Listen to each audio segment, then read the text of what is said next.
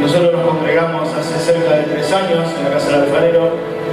A mi hija hace 4 años le encontraron un tumor en la cabeza.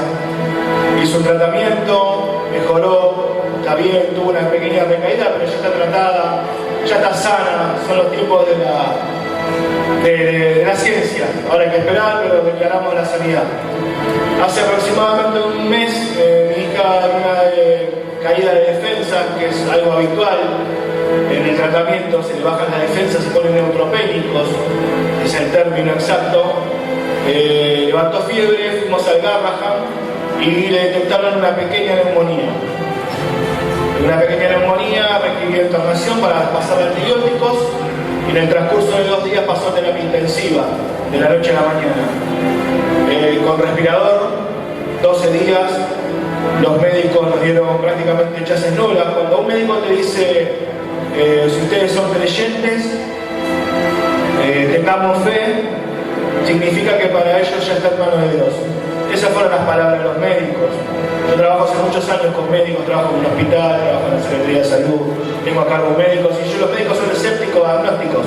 Cuando ellos te dicen, si sos creyente, rezá, porque están en la etapa final, que no pueden hacer nada ellos ya no pueden hacer nada. Bueno, nosotros con mi señora dijimos que estaba en las manos de Dios y en las manos de Dios iba a sanar a mi hija.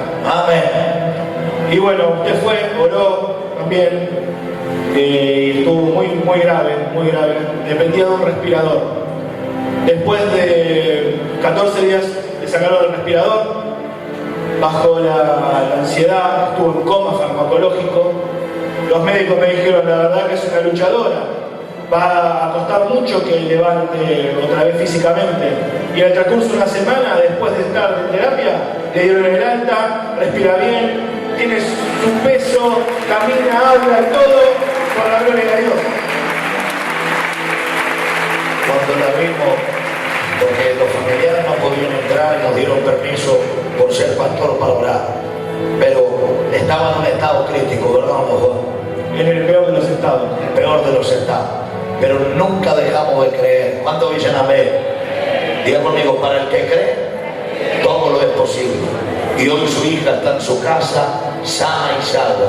¿Quién te la dio sana? Cristo. Denle un fuerte aplauso, Rey. Gracias, Padre. Y decretando larga vida para Josefina. Que sea una sierva